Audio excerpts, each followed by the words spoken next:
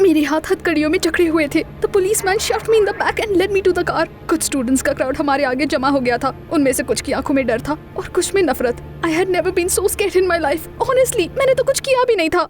हाय, मेरा नाम मिशेल है। मैं 19 साल की हूँ और मैंने पूरी लाइफ एक किताब लिखने का सपना देखा है। लेकिन ये इतना आसान नहीं है जितना कि ये दिखता है, क्योंकि मैंने कई साल लगा दिए हैं ये जानने के लिए कि आखिर ये किस बारे में होना चाहिए। लाइफ स्पीच अभी भी नहीं रुकी थी। मैं हाई स्कूल से ग्रेजुएट हो चुकी थी और कॉलेज जाने वाली थी। मैं लिटरेचर डिग्री के लिए अप्लाई करना चाहती थी, but my parents were firmly against it. काफी दिन झगड़ने के बाद मुझे हार माननी पड़ी। मैंने कंप्यूटर साइंस डिग्री के लिए अप्लाई किया to become a programmer just like them. जाहिर सी बात है, मेरे पेरेंट्स ने ही कॉलेज भी चुना। उनके कोई फैमिली फ्रेंड वहाँ पर प्रोफेसर थे। उन्हें लगा वो मेरी पढ़ाई में मदद करेंगे and mister Osborne really did help. इतना कि इवेंचुअली मैं बेस्ट स्टूडेंट बन गई। हाउएवर, मेरे दिमाग में तो कोई और ही खिचड़ी पक रही थी। मैं डेविड को जानना चाहती थी, जो कि हमारे कॉलेज का एक सीनियर था। मैं बता नहीं सकती वो कितना हैंडसम था। डीप डाउन मुझे यकीन था कि ऐसा हॉट लड़का कभी मेरी तरफ नहीं देखेगा। But I was in for a surprise. एक दिन पार्टी में डेविड मेरे पास आया और उसने मुझे ड्रिंक ऑफर की। हम बात करने लगे, फिर साथ में डांस भी किया एंड फाइनली ही सजेस्टेड कि हम बाहर वॉक पर जाएं all the way to the campus. जब मैं वापस अपने रूम में आई, मुझे लग रहा था कि मैं इस दुनिया की सबसे खुशकिस्मत इंसान हूँ। बट यू नो, मैंने उसके अजीबोगरीब सवालों पर ज्यादा ध्यान नहीं दिया, जैसे कि मेरे मॉम डैड कहाँ रहते हैं, क्या मेरे कोई क्लोज फ्रेंड्स है, मैं शाम में ज्यादातर कब फ्री होती हूँ। वो ऐसे सवाल पूछ रहा था पूरी शाम। मेरी जगह कोई और होता तो डर ही जाता, बट मैं तो बस एक ही बात सोचे जा रही थी, How I so wanted to go on a date with him। The day of the date came, पर वो ऐसा नहीं गुजरा जैसा कि मैंने सोचा था। डेविड ने मुझे एक कैफे में बुलाया and I spent the whole evening preparing for the date। मैंने अपनी सबसे खूबसूरत ड्रेस चूज की, did my hair and then makeup। मैं उसे सच में इम्प्रेस करना चाहती थी। मुझे याद है वो टाइम जब मैं कैफे की तरफ चल रही थी और डेविड का रिएक्शन सोच रही थी। मुझे लग रहा था कि वो मुझे देखकर अमेज हो जाएगा और खूब कॉम्प्लीमेंट करेगा। But David looked strange, rumpled, disheveled, with dark circles under his eyes। उसने मेरी तरफ देखा भी नहीं and got straight to the point। मेरे पास तुम्हारे लिए एक जॉब ऑफर है, उसने कहा। And at that moment I felt like मेरे दिल के टुकड़े टुकड़े हो गए। That was it. क्या उसने मुझे सिर्फ इसके लिए बुलाया था? बट डेविड कंटिन्यूड, ये सिर्फ बेस्ट स्टूडेंट्स के लिए है, सैलरी अच्छी है, सो किसी को इसके बारे में बताना नहीं। Everyone will want to be in on it.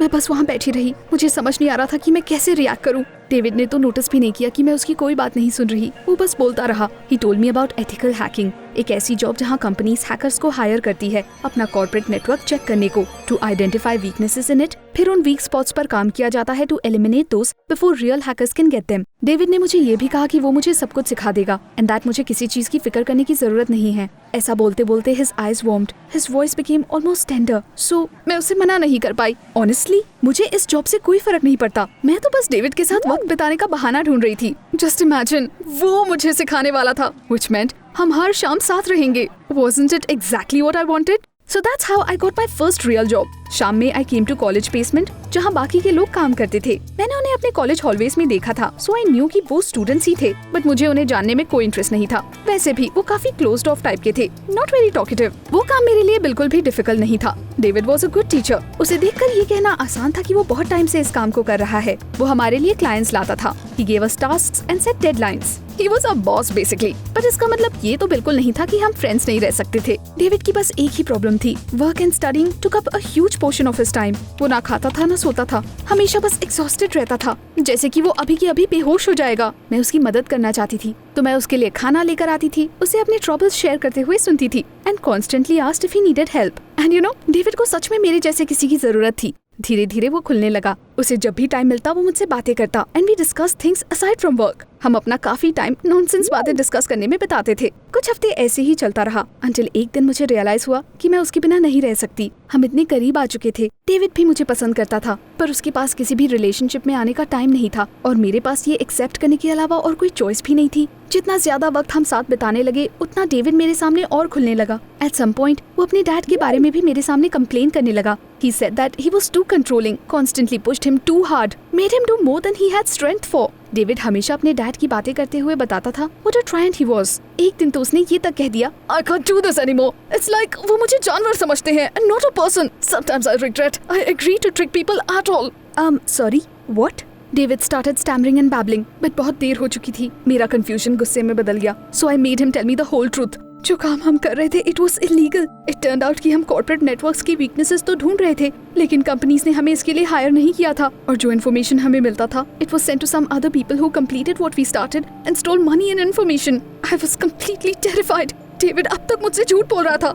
How could he do that? अगर किसी को इसके बारे में पता चल जाता, I could go to prison. But that was not the whole news. जब डेविड सॉरी बोलते हुए ये सब बकवास बातें बता रहा था, I found out that his father was Mr. Osborne, my parents' friend. हमारी कॉलेज के प्रेसिडेंट, a respected person. उनके आने से कॉलेज के हालात इम्प्रूव होने लगे थे। पूरी की पूरी बिल्डिंग रिपेयर हो गई थी और सारे पुराने कंप्यूटर्स रिपेयर हो चुके थे। मिस्टर ऑसबॉर्न प्रैक्टिकली हमारे कैंपस के हीरो थे। इसलिए to know that he was a criminal and a thief, जिन्होंने हैकर्स का एक पूरा ग्रुप तैयार कर लिया था, वो भी अपने ही स्टूडेंट्स को लेके, was just unbelievable. All of it made me so disgusted that I left without saying goodbye to David. Yes, मैं उससे प्यार करती थी, but all this was not worth it. मुझे याद है मैं अपने कमरे में आकर सीधा बिस्तर पर गिर पड़ी और फूट-फूट कर रोने लगी। मुझे बहुत डर लग रहा था, because I didn't know how should I leave that terrible job. बीच रात एक कॉल से मेरी नींद टूटी। जब मुझे स्क्रीन पर डेविड का नाम दिखाई दिया, I decided मुझे उससे बात नहीं करनी, लेकिन उसने हार नहीं मानी। तीसरे कॉल के बाद I finally gave in. मैंने गुस्से में फोन उठाकर कहा, क्या तुमने टाइम देखा है? उसके बाद मैं फोन रख देना चाहती थी क्योंकि मुझे लगा कि डेविड माफी मांगेगा। However, वो टेंशन में लग रहा था, so I couldn't do it. Michelle, मैंने अपने डैड को फोन पर बातें करते हुए सुना। डेविड ऐसे विस्पर कर रहा था जैसे कि उसे डर था कि कहीं कोई उससे सुन ना ले। उन्होंने कहा कि उन्होंने हैकर्स को ऑलरेडी यूज करके काफी पैसे कमा लिए हैं। अब वक्त आ गया है ये सब खत्म करने का। वो पूरी टीम को पुलिस के हवाले करना चाहते हैं ताकि वो लोकल हीरो बन जाए। I felt my blood run cold. ओह, अब मैं क्या करूं? मैं जेल नहीं जाना चाहती थी। मुझे तो ये भी नहीं पता था कि आखिर मैं कर क्या रही थी। किसी तरह I managed to get some sleep that night. अगली सुबह मैं डेविड से मिली to discuss our further plan of action.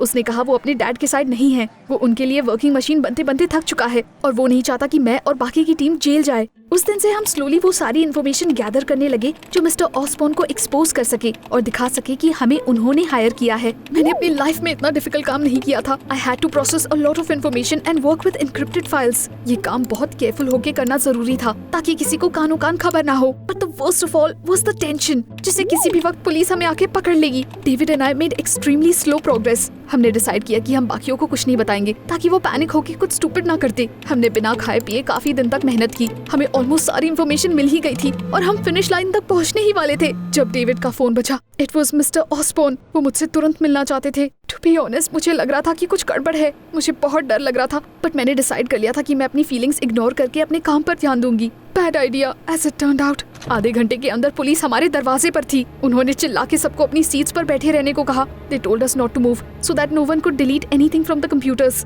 हम सबको हथकड़ियां पहना दी गई और कार में बिठा दिया गया। The hard drives of our computers went along with us. जो चार्जेस उन्होंने हम पर लगाए, that deeply shocked me. उन्हें हमारे कंप्यूटर पर उन क्राइम्स के एविडेंसेस मिले जो हमने किए भी नहीं थे।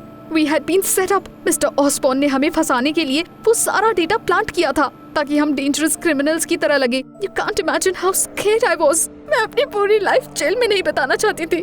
And then Mr. Osborne came. He looked solemn and upset. Allegedly वो अपने उन स्टूडेंट्स की नजरों से नजरें मिलाना चाहते थे जो स्कूल को बदनाम करने चले थे। मुझे याद है वो कैसे एक एक करके सबकी तरफ देख रहे थे। And then finally he saw me. और उन्हें यकीन नहीं हुआ। 10 मिनट बाद मुझे सेल से बाहर लाया गया because मिस्टर ऑसबॉर्न मुझसे बात करना चाहते थे अकेले में। Since he was a very well respected person, they did not refuse him. वो upset और agitated लग रहे थे। उन्होंने कहा, इन सबका तो ठीक है, पर तुम यहाँ कैसे पहुँची? You're a good girl. How did you get involved in all of this? मेरे अंदर का पुरसा नफरत से जूझ रहा था। But you know, उन्होंने खुद को सजा दे दी इस बार, क्योंकि उस वक्त शायद रियलाइज करे बिना उन्होंने कहा, अगर तुम्हारे पेरेंट्स को ये सब पता चल गया कि तुम मेरे लिए काम करती थी तो वो मुझे नहीं छोड़ेंगे।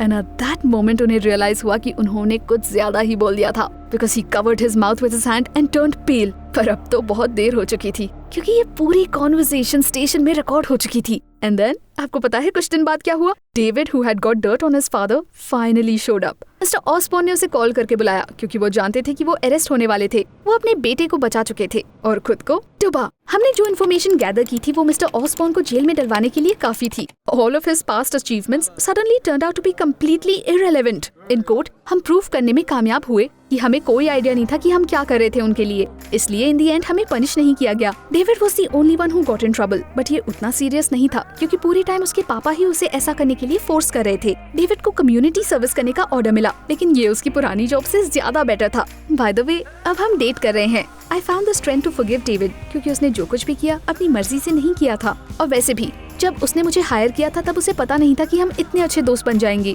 और हाँ, here's the most important good news. I finally know कि मेरी पहली बुक किस बारे में होगी। यही तो थी मेरी story. I guess you were the first ones to hear it. क्या ये बेस्ट सेलर बन सकता है?